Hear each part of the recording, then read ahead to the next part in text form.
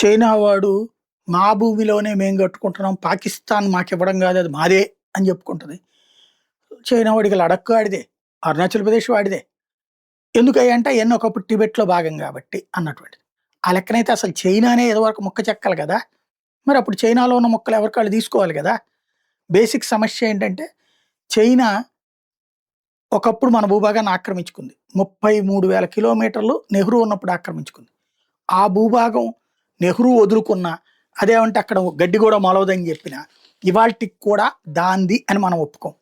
ఆ తర్వాతన ఏదైతే నిదానంగా మన్మోహన్ టైంలో గాని విడిగా అప్పుడొక 1000, అప్పుడొక 500 అట్లాగా ఆక్రమించుకున్నటువంటి సలామీ స్లైస్ అంటారనమాట. అంటే 100 అడుగులు ముందుకొచ్చి మనం ప్రశ్న వేయగానే 80 అడుగులు వెనక్కెళ్ళి 20 అడుగులు అట్లాగా దాని చేతిలో అట్టు పెట్టుకుంటది.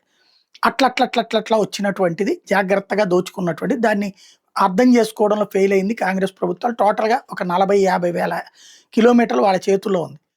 దాన్ని మనం భారతదేశం వాళ్ళదిగా ఒప్పుకోవట్లేదు. అదే బఫర్ జోను అప్పుడప్పుడు రాహుల్ గాంధీ చెప్తుంటాడే చైనా వాడు కట్టేసుకుంటున్నాడు మన భూభాగంలో. మన భూభాగం కాదు. మన భూభాగాన్ని చైనా ఆక్రమించుకున్న భూభాగంలో కడుతున్నాడు. ఇప్పుడు మనం అది తీసుకోవాలంటే యుద్ధం చేయాలి.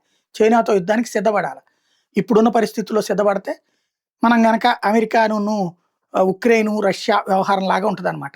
తర్వాతన ఇప్పుడు మళ్ళీ వీళ్ళే అదిగో చూసారా అనవసరంగా యుద్ధాలకెళ్ళి యుద్ధోన్మాదంతో దేశాన్ని చెడగొట్టారని చెప్పి అవతలోళ్ళతో చేతులు కలిపి, చైనాతో చేతులు కలిపి దేశాన్ని నాశనం చేయగలిగినటువంటి మేధావులు. ఎందుకంటే ప్రపంచంలో భారతదేశం నాశనమైంది ప్రతిసారి కూడా వెన్నుపోటుదారులతోనే. అందుకనినే ఇప్పుడు మన కాశ్మీర్‌లో ఏదైతే భారతదేశం ఎప్పుడో చెప్పింది పాకిస్తాన్ ఆక్రమించుకున్నటువంటి కాశ్మీర్‌లోని పార్ట్ మాదేనని. అయినా గూడా అది తీసుకుంటున్నానంది. భారతదేశం చాలా క్లియర్‌గా చెప్పింది. అది మీది కాదు, అది మాదే అన్నటువంటిది. ఆళ్ళు గనక అట్లాగే ఉంచుకుంటానంటే టైం అంతే. ఎప్పుడొస్తుందో, ఎప్పుడు మారిపోతుందో అయితే తెలీదు.